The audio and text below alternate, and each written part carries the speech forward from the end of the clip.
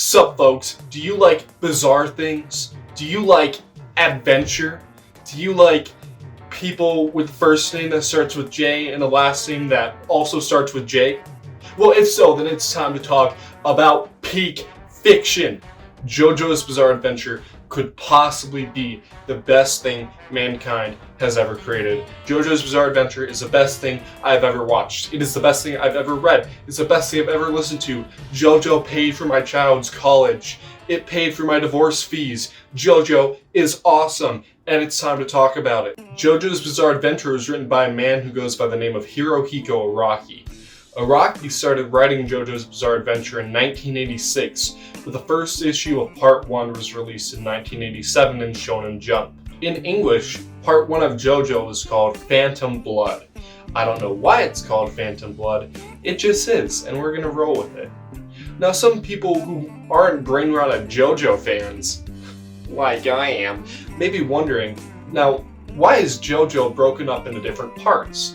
And I'll tell you, it's because of the main characters, baby, because there's more than one. It changes every part. I don't know if you got that. Each part of JoJo has a different main character, but the real main character of the series is Jotaro, and he's in Part 3, and he's pretty dope. He has a cool, funny-looking hat and a chain and a jacket, and he's right there. That's him. Jotaro is only the main character for one part, but like, we all know he's the main character. They use him in all the marketing. You think JoJo? You think Jotaro, even if you don't know what JoJo really is. You see Jotaro and you're like, oh yeah, that's JoJo. That's him. Yeah, he's the most JoJo looking guy there. Sure, why not? Each main character of each of the parts is related in some way or another, and they all share one trait, and that is the first name starts with Joe, and the last name ends with Joe. Unless you're Giorno, he's Italian, and so they don't have J's in Italy, and so he's Gio, but whatever. Or if you're Josuke, because his last name is Higashikata, and I don't know if you can tell, but that doesn't start with Joe, but they still call him JoJo. I don't know why. Anyways, we're getting off track. JoJo takes inspiration from many different pieces of media. The general punchy vibe with the first part of JoJo and the art style kind of and the design of the main character even were lifted from Fist of the North Star. Araki just really liked that series. And Google tells me that he was also inspired by The Saga of an American Family. And I've never read that book, but that's pretty dope. JoJo draws a lot of inspiration from different musical references. A lot of the characters are named after songs or bands. The main villain, Dio. It's God in Italian, so that's pretty cool. Araki loves those Italians. We'll get back to that later. But Dio is also a really big musical artist. You know, you ever heard Holy Diver, the album or the song? Awesome songs. Or Speedwagon, REO Speedwagon. Can't Fight This Feeling Anymore. Oh, great song by Speedwagon. Also, great character in JoJo. I love him. I want to marry him. He's beautiful. Araki is just a big fan of Western music in general, so if you listen to JoJo, you'll have like a whole new playlist to listen to, and they're all bangers. Just look up any character name in JoJo, and $10 says something related to them is a musical reference, and the song is great. Fate also plays a really large part in JoJo, but that's mostly like past Part 3, starting a lot with Part 5. Alright, so Phantom Blood focuses on the life of Jonathan Joestar. He lives in Great Britain in the 1800s, and the story takes place in the 1880s. And it's pretty dope. You got vampires, you got zombies, you got swords, you got magic, sunlight, breathing, vampire killing magic, breathing techniques. I think I said breathing multiple times, but it's just so dope. You ever seen Demon Slayer? They stole it from JoJo. JoJo did it first. It's a JoJo reference. Everything is a JoJo reference. You'll come to learn that as we continue. Some people skip Part 1 because they think it's boring, and those people are wrong. Phantom Blood is not boring.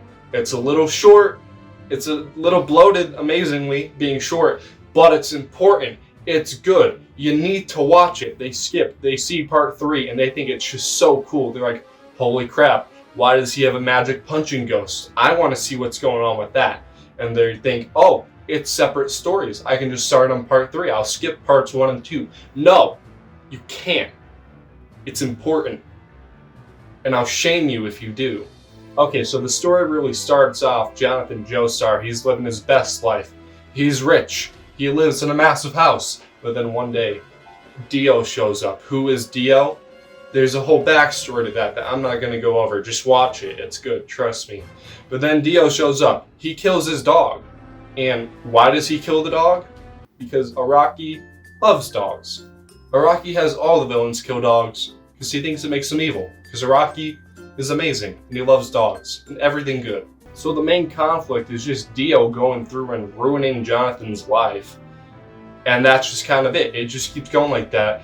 You will see how the vampires connect to that later, but that's spoilers. Dio becomes a vampire. That's a spoiler right there. I'm not going to say how, but it's pretty cool. Watch the show. Anyways, then the rest of part 1 is just Jonathan and his gang of buddies that he gets. They just go to kill Dio. That's the story. Part 2 of Jojo follows Jonathan's grandson, Joseph Joestar, and he has just moved to America. Now the name of this part is Battle Tendency, and I think that's a stupid name. JoJo's Bizarre Adventure is a battle manga. That's what they do. They battle. So if you call one of the parts Battle Tendency, you can't then have the future parts have more battles. That's just silly. But part 2 is great. Anyways, the big plot is that Joseph Joestar has to team up with the Nazis and fascists during World War II to kill Aztec gods of fitness. That's not a joke. Everything in there is true. Joseph Joestar has to go up against these 4 Aztec gods, basically. They're these super ancient beings that are like vampires, but they're like vampire adjacent. And they're trying to get this magical red stone to become the ultimate life form.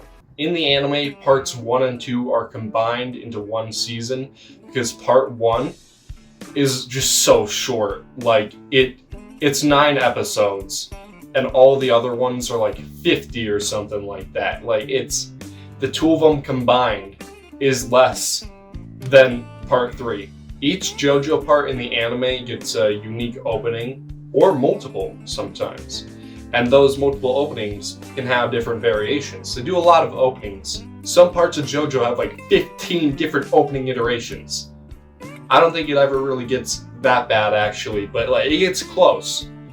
Anyways, so to keep track of all this, we're going to be doing a soft ranking of all the openings while we're going through all of these. Okay, each opening of JoJo is awesome. They're all bangers. Even Chase.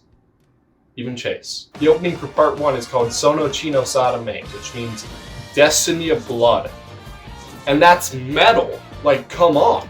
And the opening itself is great. Yeah, every single main character. Yeah, awesome transitions and a great summary of part 1's entire story. Like, this is peak. This is iconic. S tier for Sono Chino Sadame. Part 2's opening is called Bloody Stream.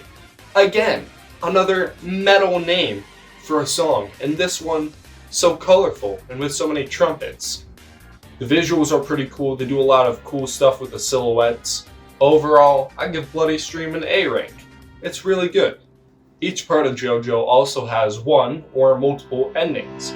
They don't use original songs for the endings, they use songs that Araki was listening to when he was writing the part. So for parts 1 and 2, they use Roundabout. And I'm sure, even if you haven't seen JoJo, you've seen the influence of Roundabout on our society. Literally every single song that they use for an ending song is a banger. Well, all except for... Every time I close my eyes, wake up feeling so horny. Part 3 follows Joseph Joestar's grandson, Jotaro Kujo. You know, the big guy. The name of part 3 in English is Stardust Crusaders, which, looking at all of the part names, that one is by far the coolest one. When I first started watching that, I wanted to skip straight to that one, but my friends told me, Don't do it. Don't be a part skipper. Then you'll be evil. I got no clue what it means, but it just fits the story. They're Crusaders. I don't know where the Stardust fits in, but they're Crusaders. The big conflict to the story is a spoiler for part 1. Now, if I was nice, I wouldn't spoil it. But it's literally impossible to not be spoiled about it if you've seen anything involving part 3. It's Dio. Dio comes back. He didn't die in part 1, actually. He's back. And the conflict is, he's come back and he's reawakened. And now all of the Joestars have these magic ghost things. They have magic ghost powers. But the magic ghost power on Jotaro's mom, Holly Kujo, it's killing her. So they need to find Dio and kill him, because doing so will get rid of the magic ghost power. Also, we learned that every Joestar has a matching birthmark, and somehow, I'm not going to spoil how, Dio gets one of those birthmarks, and all the Joestars are just kind of magical, and so their body sends out the warning signals, and that's how they get the ghosts. So yeah, Jotaro and his grandpa Joseph and his grandpa's friend Avdol, they gotta track down Dio in 50 days. Because if they don't... Also, the magic ghost powers are called stands. Can you guess why they're called stands? It's really interesting. It's because they stand beside you. You get it? So Jotaro and his friends keep picking up a bunch of allies. Because as it turns out, Dio's kind of a dick, and people don't really like him. I guess Dio just gets around. So now Jotaro and the gang need to get to Egypt and stop Dio. Because they figured out he was hiding there with magic spirit photos. But along the way, wacky mishaps happen. Yar days. Jojo just kind of becomes the villain of the week thing after this, and the anime kind of sucks at pacing it out at first. But trust me, it's peak. They figure it out in part 4. It's awesome. Watch part 3. It's the best. This is what every group of boys wants to do. They want to take a massive road trip from Japan to Cairo, Egypt, with all sorts of interesting stops along the way, all while wearing matching shirts that say, I went on a trip to Egypt in 1987 with my grandpa and friends to kill a 100-year-old vampire? I think so. Part 3 is split into 2 parts in the anime, and the first part is basically just trying to get to Egypt, and the second part, they're in Egypt, but they're trying to track down and kill Dio. The enemy stands in the first half are named after the tarot cards, because, you know, the whole fate thing, but there's only so many tarot cards, so what are you gonna do after that? Well, they're in Egypt, so just start naming them after Egyptian gods. That'll work. And it does work. It's pretty cool. Unless you're Vanilla Ice, who also happens to be Cool Ice in America because of copyright laws, whose stand name is Cream, which, I don't know if you can tell, that's not an Egyptian god. That's just a musical reference. Thanks, Araki. That was pretty dope. Oh yeah, I forgot. This was a pretty big setup, but you might be wondering, where are all these stands coming from? They weren't in parts 1 and 2. How do they all know how to find Jotaro in the game? Well, don't worry. It all makes perfect sense. You see, a meteor came in from outer space, and the meteor was carrying a virus, and the virus causes viral evolution to whoever touches it. And so basically the meteor crashed, and then a bunch of people went in, and they crafted the meteor into a bunch of arrows. I don't know, probably like a dozen of them. Why did they make them into arrows? I don't know, because it's cool. But they did. And now, if you get hit by one of the arrows, you either get an awesome stand ability, or you die. Pretty cool, I know. But now you might be thinking, hey, wait a minute. I thought you said the Joestars got their awesome punchy ghost stand abilities because Dio woke up. And that is the case. It's because Dio, actually he was already awake, and then he found one of the arrows, and then he stabbed himself with the arrow, and he got an awesome stand punchy ghost magic ability. And so then, because the Joestars are magic and they have magic matching birthmarks, they all also got the Magic Ghost Punchy abilities. And that's why Holly's dying, because she isn't strong enough. And if she got hit with the arrow, she'd just be dead. Alright, so now you're thinking, okay, well, everyone with a stand either got shot with the arrow or is like arrow adjacent. And to that I say you're wrong and you're stupid, because actually one of the main characters, Kakuin, he's had his since he was a little boy. How did he get it? Well, also, because stands are awesome ghost magic, people who don't have stands just can't see them. Araki was pulling out the old Percy Jackson logic 20 years before Percy Jackson even came out. Brilliant. So now you might be wondering, what do stands even do? You keep talking about them, you don't say what they are. And they basically do whatever the hell Araki wants them to do. Punch super hard? Sure. Have a sword? Why not? Have the ability to undo any action that's done to you that's going to cause harm to you, but also allow the action to happen to the person who's experiencing it and doing the action, but then undoing that action, but then also having the ability to put people into infinite death loops forever and ever, even after a universe reset till the end of time? Sure, why not? Give it to the 15-year-old kid. Sounds good to me. Also, all the stand users are drawn together. Just because Araki says so and it makes it easy to explain how they're constantly able to find each other. They're just drawn together. Also, Jojo is supposed to be 17 in this part. All of the main characters up to this point have been teenagers, if not just a little bit older. And all of them have been absolute units. Just take a look at this picture of Brick Wall Jonathan from the manga. You might be wondering, why are all the main characters just so absolutely massive? And it's just because Araki thought it looked cool. Now it's time to talk about the openings for part 3. The first one is called Stand Proud. It's really hard to guess why they used that name. Stand Proud is actually pretty cool though. Both of the openings with Jojo have a lot of heavy metal guitar, and that's because Jojo is an edgy kid from the 80s.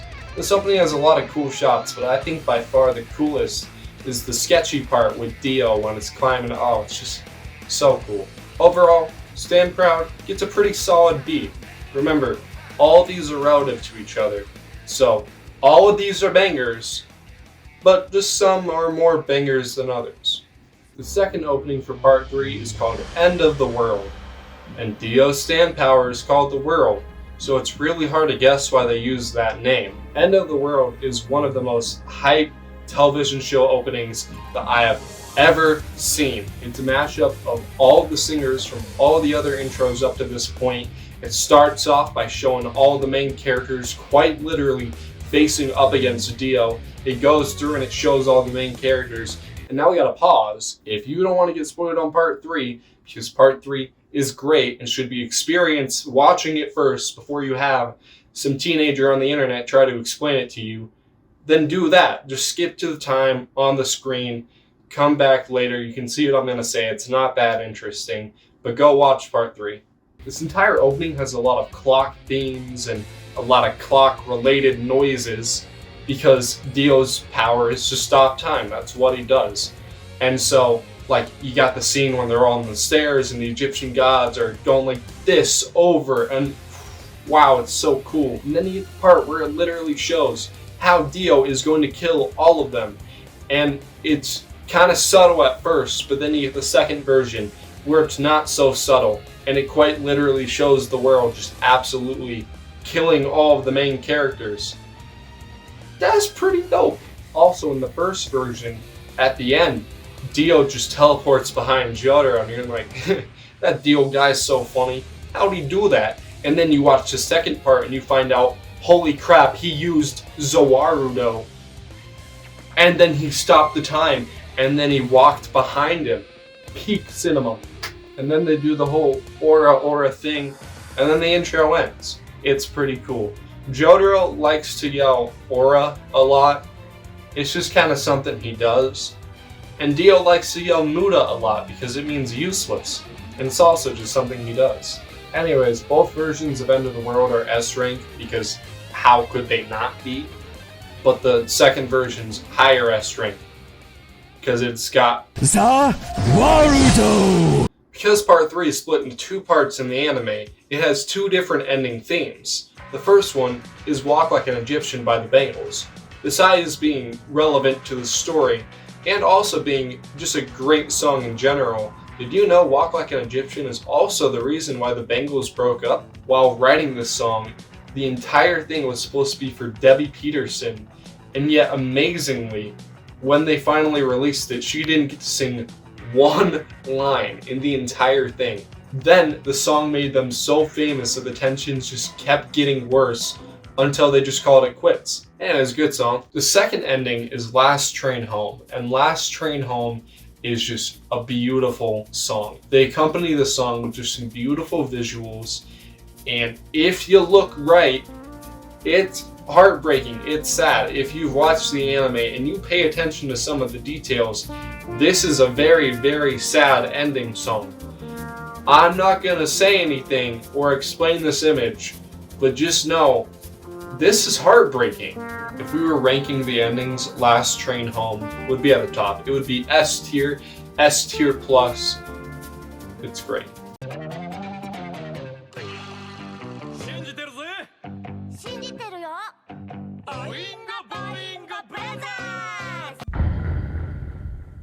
Part 4 of Jojo is a very different part. Jojo was originally supposed to just have 3 parts and then end at the end of Stardust Crusaders, but Araki was too good at writing, and so it got too popular, so we had to keep writing Jojo. So part 4 is called Diamond is Unbreakable, and it's called that because the main character's stand is called Crazy Diamond, or Shining Diamond if you live in America, because we love copyright laws.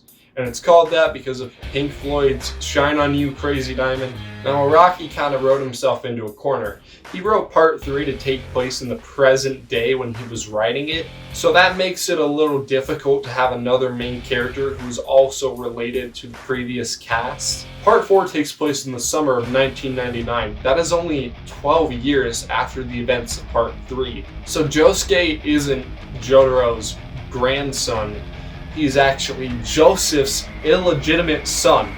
That makes him Jotaro's uncle, but he's still only 16. Part 4 starts with Jotaro going to the smaller Japanese town of Morio to talk to Josuke about Joseph's will. Don't worry, Joseph isn't dead.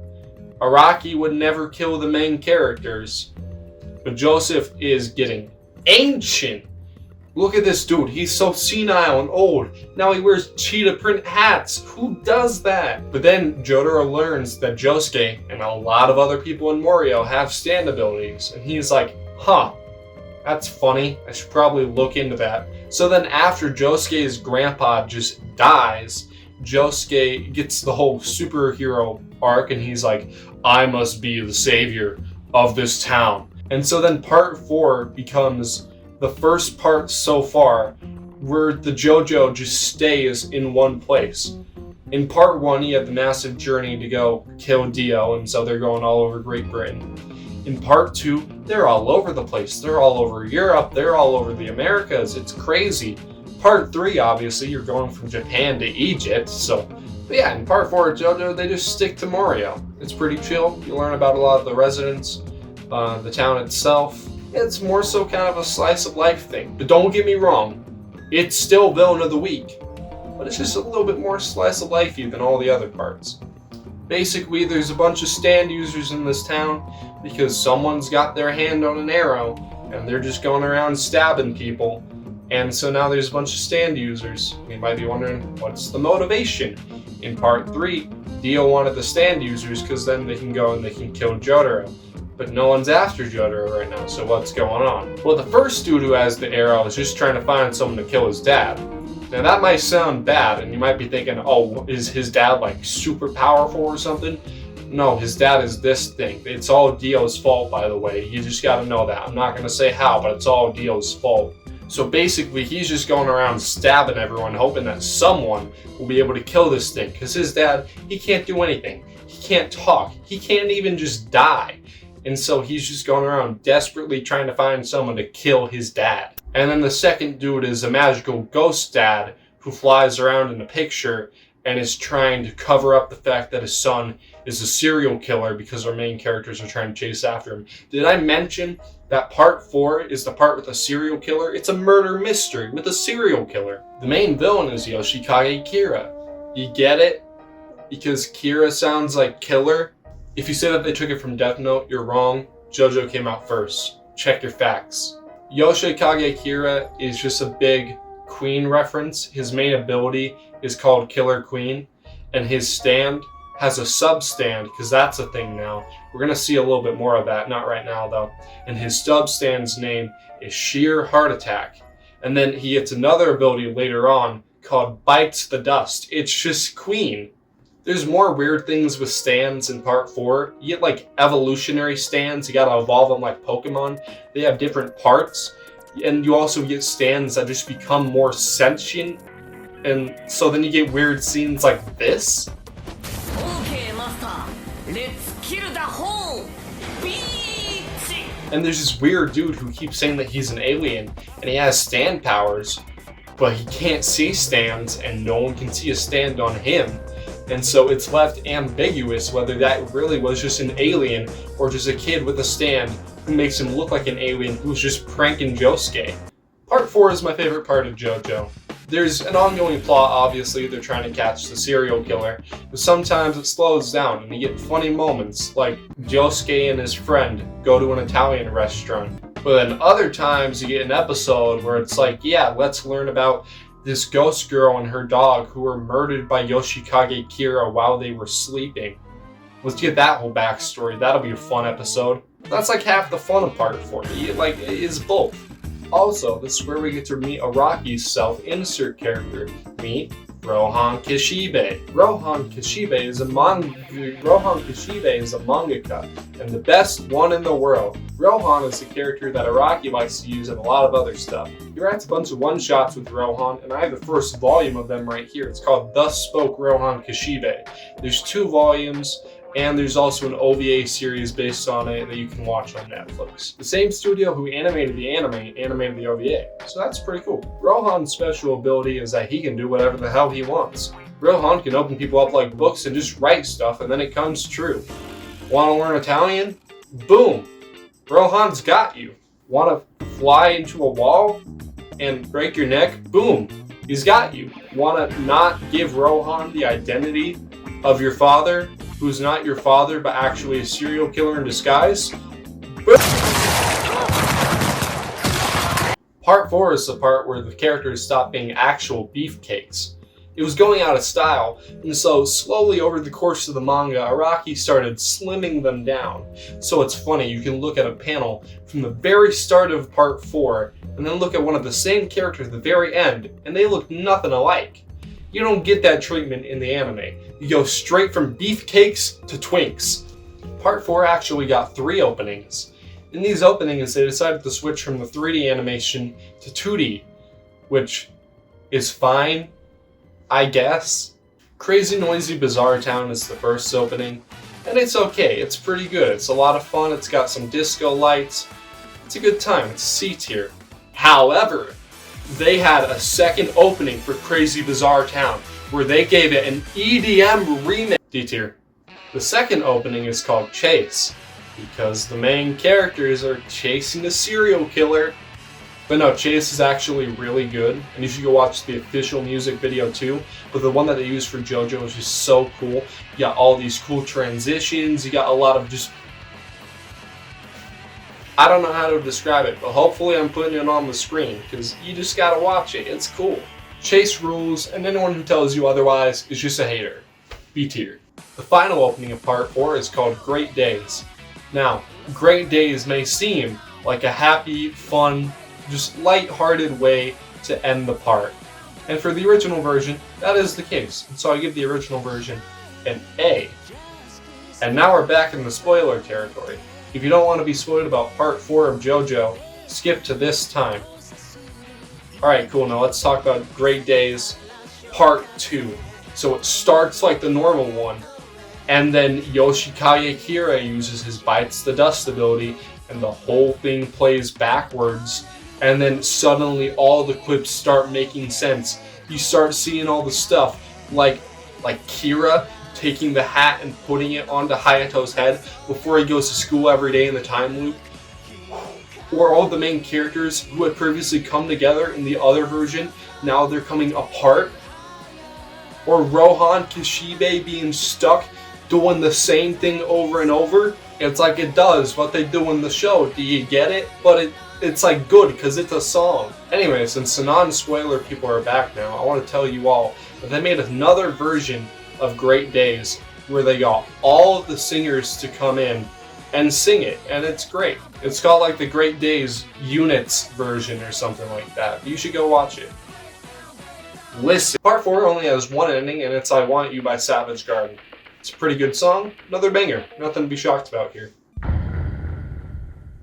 Part 5 is called Golden Wind in English, and the main character's stand ability was originally called Gold Experience, but then when the anime came out, for some reason they changed it to Golden Wind, which is just the name of the part, and they did the same thing for Stone Ocean, and I think it's just silly. Part 5 of Jojo got really popular when the anime was coming out. It was coming out in like 2020 and no one had anything better to do but play Animal Crossing and watch TV shows. It got so bad that even my mom, if she heard Giorno's theme, she would recognize it. She wouldn't know what it was or what it was from, but she would know what it sounded like. I knew what it sounded like. Everyone knew what it sounded like. I didn't even know what Jojo's was. Now it's time for another silly explanation of how we get a main character. So basically, Giorno Giovanna is the son of Jonathan Joestar, Dio Brando, and some other lady who was born in Japan, who then moved to Italy. Now, part 5 is the Italian part, so you would assume that the main character would be Italian, but that's actually not the case. Giorno Giovanna is quite possibly the least Italian main character. The most Italian main character is Jotaro Kujo, and that's all because when Joseph was going on his little escapades through Italy, he picked up a wife. Her name's Suzy Q. Yet another great song by Araki. Thank you, Araki. Anyways, Giorno's whole thing is that he's got a strong moral compass, but sometimes he's evil. It's almost like he has character traits from Jonathan and Dio. Yeah, Giorno has a stand called Gold Experience. It can make non-living things living. It can transfer energy. So like, you punch a frog. Oh, it's like the frog punches you. Crazy. Part 4 starts out, Jotaro's investigating Giorno to see if he's a threat. And with him, he brings along the midget from part 4. And because he's such a reliable guy, I guess. Anyways, they basically learn Giorno's not a threat, and then they just let him go on with his day, and Jotaro goes off to research about dolphins or something. So Giorno's really against drugs, so he wants to join the mafia so that he can stop the mafia from selling drugs. But he's fine with killing people, by the way. Every other JoJo up to this point has been against killing people, but you can mutilate them if you need to stop them from fighting you. That's absolutely fine. That's understandable. If you're wondering how everyone's going to have stand abilities this time, it's because everyone who tries to join the mafia has to go through this test, and at the end of the test, you get stabbed by a stand arrow. Unless you just already have a stand, like Giorno, because you're built different. Then you just get to join. After Giorno joins the mafia, Big Boss decides that their group is going to be the one protecting his daughter. And that's how you get the villains of the week. See, the villains want the boss's daughter because then they can use her to find out who the boss is.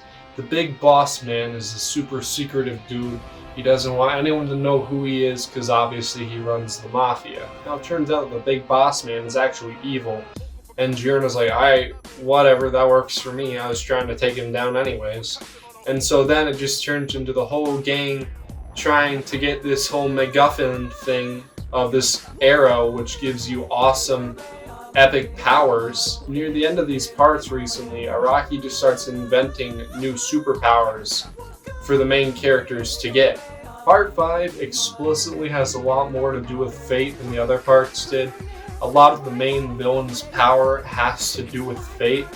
People say that King Crimson is really hard to understand, but it's not. Basically, King Crimson is a stand that has a sub-stand called Epitaph. And Epitaph is able to look into the future and see what will happen. Once Epitaph sees it, that is going to happen. And so then King Crimson's ability is to skip through time and only have the stand user experience it. So the big boss man, he can skip time, but what people were going to do in that skip time will still have happened. They will just have no recollection of it. Only the big boss man can remember that period of time and can do stuff in that period of time. Part 5 has 2 openings, and the first one is called Fighting Gold. I actually really like this one. Fighting Gold has a lot of cool visual stuff going on. Like, just take a look at it. It's right there. They got a lot of flat colors, they got a lot of shading, they got a lot of chains going everywhere. It looks different than what you'd see in the anime or in any of the other openings, so that's pretty cool. I give Fighting Gold a B. Trader's Requiem, however, is the second opening, and it's okay. The music's just fine. The visuals look like it's just from the anime, which that's okay, I guess. I give it a C tier. It has 2 special versions, actually. The first one is the one where the villain uses his special power, and then the second one is the villain's special one, but then Giorno also uses his special power. And I also give that a C. Part 5 actually has 2 ending themes. The first one is, and that one's by, it's either Keisai or KC and Jojo, which is pretty cool. It's got Jojo in the name. The second one is Modern Crusaders, and the visuals that go with this one. Oh man. Now, I hesitate to call both of these bangers just because of, but I do gotta say, Modern Crusaders is a pretty good song. Part 6 is called Stone Ocean, and so the main character's stand is also called Stone Ocean, and it's also the first time that the Jojo has been a girl. Giorno Giovanna was actually originally supposed to be a girl, but then Araki's editor was like, yo, don't do that, it ain't gonna sell well, your audience is like 12-year-old boys, they don't want to read that. This actually isn't Araki's first time writing with a female protagonist. Way back before he even wrote Jojo, a year, in fact, prior to Jojo first being released, he wrote a manga called Gorgeous Irene. It was a short series, but from what I can tell, it's like Hannah Montana, basically, before Hannah Montana. Sup folks, wouldn't you believe it, I got something wrong. Look at this, she uses makeup power to be an assassin. It's a little bit cooler than being Hannah Montana, I don't know. Also, this is pre-part 1, so like, that's just Jonathan Joestar, hold on. Now, if you've seen the Part 6 anime, you might hear the name Irene and be like, hey, wait a minute, that sounds kind of familiar. And that's because it is. It's exactly what you think. It's a reference. Jojo is actually referencing something for once, and not the other way around. If you haven't finished Part 6 yet, then don't worry. Forget I said anything. The main character is Jolene Kujo, except now they spell Kujo wrong for some reason. Don't worry, Jolene's Jotaro's daughter, and so now we get a third part where Jotaro has been a main character. But yeah, we also learn that Jotaro is a deadbeat dad. So now we have 2 awful parents in the previous JoJo's category. If I had a nickel for every time a JoJo was a really bad parent, I'd have 2 nickels. The in-universe reason for why Jotaro is a deadbeat is just because he doesn't want any prior Dio followers who are also stand users to be lured to Jolene and put his entire family in danger. And so then this dude, he's an evil priest who used to be a follower of Dio, who's also a stand user. He takes Jolene and he puts her in danger. He frames her for murder and puts her in jail because he's trying to lure Jotaro to the jail. Now, the reason he wants to lure Jotaro to the jail is because he wants to learn how to get to heaven, which, being a priest, you'd think he'd have that all figured out. But apparently, during the events of Part 3, Dio met up with this priest guy, and he's like, yo dude, I know how to get into heaven. I'll teach you someday. And then he died, and he didn't teach him. But Dio actually wrote it all down in a book. But then Jotaro came up and he burned the book. But before he burned the book, he read the book. And apparently memorized it, because the priest has the ability where he can use his stand to take out people's memories and their stands as discs. So he wants Jotaro to come to the prison so he can take Jotaro's memory disc so that he can learn how to get into heaven, and so he can take his stand disc, because apparently Star Platinum is just the most OP stand, and everyone in the universe knows it. They just know, holy crap, Star Platinum's awesome. Watch out for Jotaro. So Jotaro's like, yeah, actually, I already planned for if this event happened. So then Jolene's mother gives Jolene a pendant, which previously Jotaro had given to Jolene's mother just in case this happened. And then she picks it up. She's like, oh, what's this? And then she gets stabbed because the pendant actually is part of a stand arrow. And so then she turns to Spider-Man, and then she goes to jail. So then Jolene's in jail and she's making a bunch of friends and she's trying to stop the priest. Honestly, the story of part 6 is kind of one you just gotta watch. It's kind of like part 2. The plot never really slows down. You just kind of keep moving. Part 2 does slow down a little bit and you get some silly stuff there. But not part 6. It just keeps moving at breakneck speed and it just keeps getting more and more insane. Because Araki decided at this point, I don't really want to write Jojo anymore. I want to write about cowboys. And so he's like, alright, this is the last part of Jojo. So everything just starts going crazy. You need to witness it to believe what even happens. I gotta say, if you haven't seen part 6, try not to get spoiled on it. I was watching it as it was coming out. I was so excited to see the ending, and then right before the final batch came out, my friend Jimmy spoiled it for me. I hate you, Jimmy. Just kidding, Jimmy. I love you. We're chill. But never do that again. That was evil. Now we're going to talk about the openings to part 6. And guess who's back? It's 3D animation, baby. The first opening is called Stone Ocean. I got no other beef with this opening besides the fact that it's called Stone Ocean. What a stupid name. Can you imagine if, like in Stardust Crusaders, there was a song called Stardust Crusaders? That would be so stupid. Stone Ocean is not that big of a deal, I guess. But the visuals in this song are just insane. Everything looks so pretty. They use some awesome camera movement that you can only do in 3D. They got lights everywhere. They got references all over the place. And the entire thing is just an homage to Stand Proud. Don't believe me? Look at this shot. Or this shot. Or just the entire thing. It's just Stand Proud. But again, Stone Ocean gets an S. It's just great.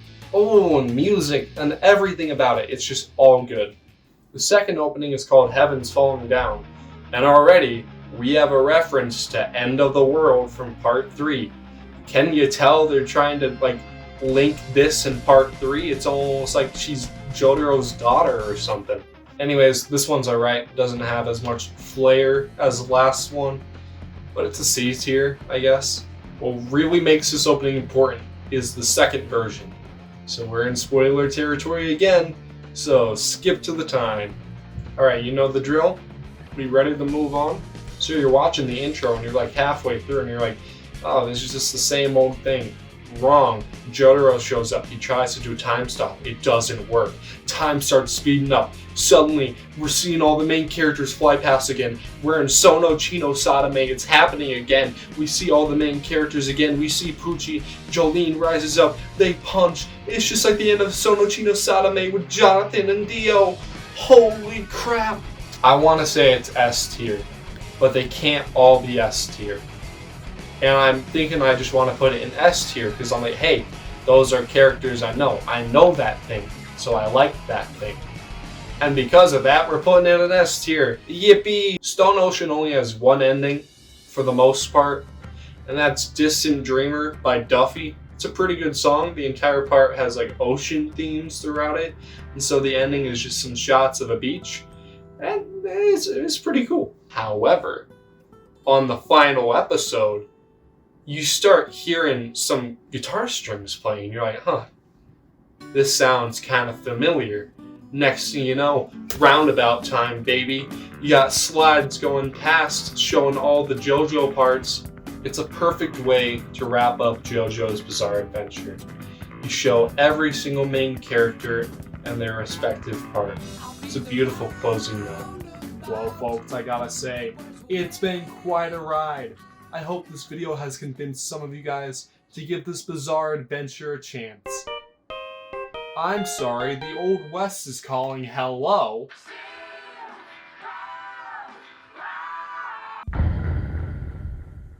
At the end of part 6, Araki decided it was time for something new. It was time to move on from JoJo and write about his true passion, cowboys. Araki was actually a huge fan of spaghetti westerns, and Clint Eastwood especially. In fact, he modeled Jotaro Kujo off of Clint Eastwood. What makes this even cooler is that Araki actually met Clint Eastwood, and he gave him a picture of Jotaro. And that meeting is where we get this beautiful picture. So Araki starts writing his new manga, Steel Ball Run. The name was a reference to cannonball runs. Cannonball runs are when people race across the United States as fast as they can. The current record was set in 2021, and this dude did it in just over 25 hours. His average speed was 122 miles per hour. That's just insane. I could make a whole video just going over cannonball runs. But this is all just to say that that's why he named it Steel Ball Run. It's a horse race across America in the 1800s. That's it. So Araki's just chilling. He's writing his cowboy manga. Everything's going great until chapter 3 when he goes, oops, all JoJo's, and accidentally adds Jonathan Joestar. Yeah, so Steel Ball Run is actually just part 7 of JoJo's Bizarre Adventure, and Jonathan Joestar now is Johnny Joestar the Cripple. Part 7 is supposed to be the best JoJo part there is. Heck, it's supposed to be the second best manga there is. Second only to Berserk because writing it literally killed the author. Rest in peace. At this point, Araki decided it was probably best idea to stop publishing in Shonen Jump. Shonen Jump is a weekly magazine, and you need time to write peak fiction. You gotta let him cook. So he moved to Ultra Jump, which is a monthly magazine. This new time allowed Araki to make some amazing images and really work on his storytelling. Because of this change, Steel Ball Run took longer to write the parts 1, 2, and 3 combined. Writing manga takes a lot of time. All of this to say, part 6 is still not released in English. They're only like halfway through it right now, I think. I could be wrong. But it's gonna be a long time before parts 7, 8, or 9 ever come out in English. So I'm coming out. I'm a fake fan. I haven't read parts 7 or 8. I got no clue what happens there. So I think it'd be funny if I just try to summarize it based off of what I've heard. Part 7 of JoJo's Bizarre Adventure is called Steel Ball Run. It's about cowboys. You got a cripple, who's also Jonathan Joestar, who teams up with an Italian man. And they're trying to win a horse race to get lots and lots of moolah. They use something called spin, which is like hamon, but also better.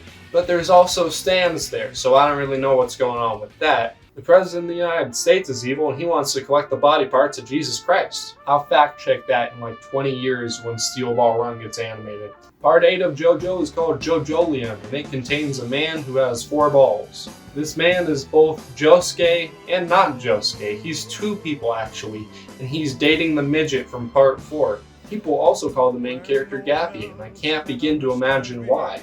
The main villain, I think, is just an old man, but his name is The Wonder of You, like the Elvis song. That song is really good. Thanks, Araki. There's also evil stone people, I think. I don't know what's going on with that, but I know that one of the old ladies from part 3 is one of the evil stone people. I didn't mention her in the part 3 thing, but there's this old lady, and she has 2 left hands, and that's about it. She's just evil, but she's a pretty big antagonist. As far as I can tell, there are no actual JoJo lions in Jojolion. It's kind of disappointing, I'm not gonna lie. Part 9 takes place in Hawaii, and it's called JoJo Lands, and the main character is Jodio, and Jodio doesn't want to get the coronavirus. From what I know, Jodio is just reverse Giorno and likes to sell drugs. I've heard Part 9 be compared to Breaking Bad, but that might just be because when it was starting to release, Better Call Saul was wrapping up, and so it was all getting very, very popular. At the time of writing, Part 9 only has 21 chapters, which is not a lot. The main character, Stan, is named after the best Guns N' Roses song, November Rain.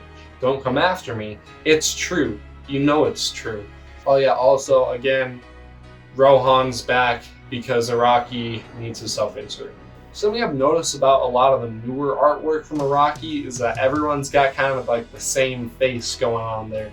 I think that's actually been an issue since the beginning, but it's just more noticeable to me because I'm used to the old style by now. Even so, this artwork's just like beautiful. Just look at this. Anyways, that's the end of Jojo for now. We don't know that Part 9 is going to be the end, but Araki is already 64. I'm not saying he's going to die, but like, who knows? Maybe Araki is just immortal. Maybe the stories about Jonathan, Joestar, and Hamo are just Araki's life experience. You know, he writes that hormone extends your life. So maybe he just uses hormone, or maybe he's a vampire. Who knows? Take a look at these two pictures. How far apart do you think they were taken? 3 years? Maybe 5? No, wrong. 14 years. And then take a look at other pictures. These are all like decades apart, and he looks the same. This man has looked 35 forever. Yeah, Araki himself is actually a very interesting person outside of JoJo. He just does some silly things sometimes. Did you know he has a YouTube channel where the only video is just him doing the ice bucket challenge? Crazy. He hasn't posted anything else in 10 years. Araki also managed to get some of his art in the Louvre. Now, I don't know if you've ever heard of the Louvre. It's a little small art museum. It's got some cool pieces like, I don't know, the Mona Lisa. Yeah, Araki is a great writer, he's a great artist. He created a great series called JoJo's Bizarre Adventure. And if this video hasn't convinced you to go watch or go read it, then you should just go do it anyways. It's on Netflix. If you hate reading, it's got a great dub. Except for parts 1 and 2. They kind of do terrible fake British accents, but besides that, I swear, it's good. As a special final treat, here are some figures that I ordered off of Amazon that came from China. Now, they didn't look like this at all in the product pictures when I was buying them. This one's supposed to be Star Platinum, and it's actually not too bad. I mean, the glue's coming off in some places, but you know, for a figure, it's not half bad. The face is a little blue. It's not supposed to be. It's supposed to be one color. But, you know, you get what you pay for. It's $10. This one, on the other hand, is supposed to be Part 4 Jotaro. And just look at that face. Ain't it a thing of beauty? This one, he looks like he's sick, really. This one's low quality. It's sticking together at least, but this hand is supposed to stick in this pocket. It just doesn't. But again, $10 figures from China. What are you gonna do? The real ones are like hundreds of dollars, so. Anyways, kids, if you want a lesson of the day, buy official figures and go watch JoJo. Sup folks, I can't come to the phone right now, but if you like the video, be sure to go to Texas Roadhouse and ask for 16 glasses of water and 2 glasses of water. Thanks.